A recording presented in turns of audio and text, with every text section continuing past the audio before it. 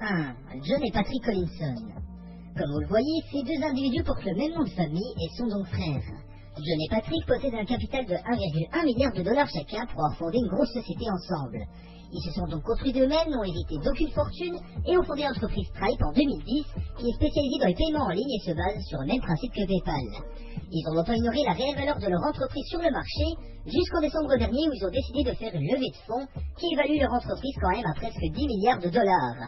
En sachant donc que les deux frères possèdent chacun 12% des actions de l'entreprise, ils sont les heureux possesseurs de plus de 1,1 milliard de dollars. Avec l'entreprise Stripe, ils n'en étaient pas à leur coup d'essai car bien des années auparavant, ils avaient déjà fondé une autre entreprise du nom de Automatic qui, elle, a été revendue en 2010 aussi. Numéro 2. Ludwig Brown. On connaît peu de détails de lui, mais ce dont on est sûr, c'est qu'il est héritier de la marque Brown.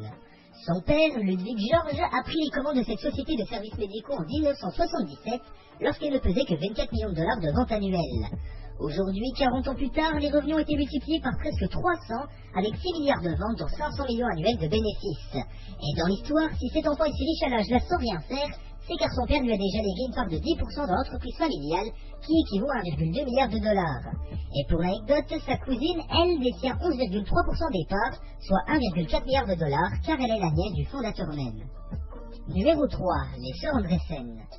Elles sont les sœurs les plus connues de Norvège et elles ne doivent pas à la base de leur fortune à leur propre travail, mais bien un héritage, celui de la marque de cigarettes Tiedemans qui a été vendue en 2005.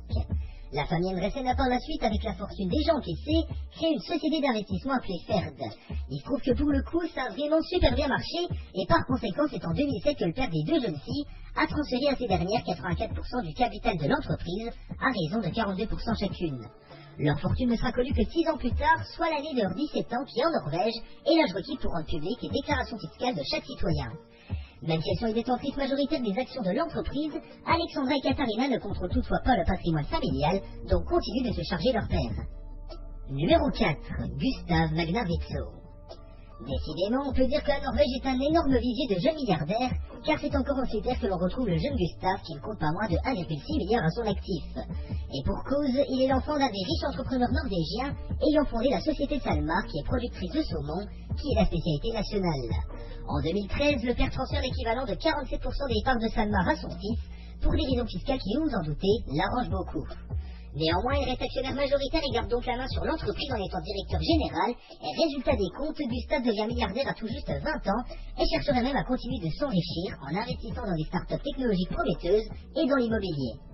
Numéro 5. Evan Spiegel et Bobby Murphy.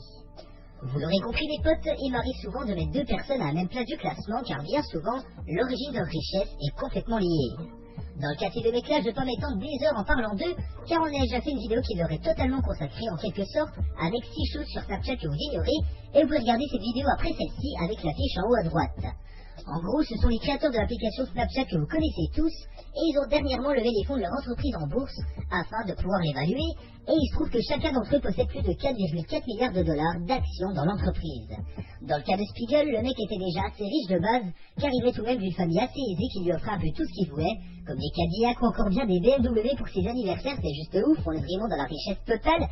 Et dans le cas de Murphy par contre, pas d'énorme richesse en Snapchat, même si tout a bien changé aujourd'hui, rassurez-vous, car ils s'étaient tous deux rencontrés lors de leurs études à Stanford, et ils tentaient souvent de créer des choses pour se rendre plus cool auprès des gens du bahut, qui les ignoraient quelque peu. Numéro 6, Lucas Walton. On passe au plus riche du classement, et je peux vous dire que c'est vraiment du très très lourd, étant donné qu'on triple presque la mise par rapport à ses dauphins. Lucas Walton, lui, n'a pas eu d'idée géniale et n'a pas créé sa société pour faire fortune. Non, bien loin de là, car c'est grâce à la mort de son père qu'il s'est enrichi. C'est un peu glauque. Il est en effet le petit-fils du cofondateur du revendeur Walmart, qui est hyper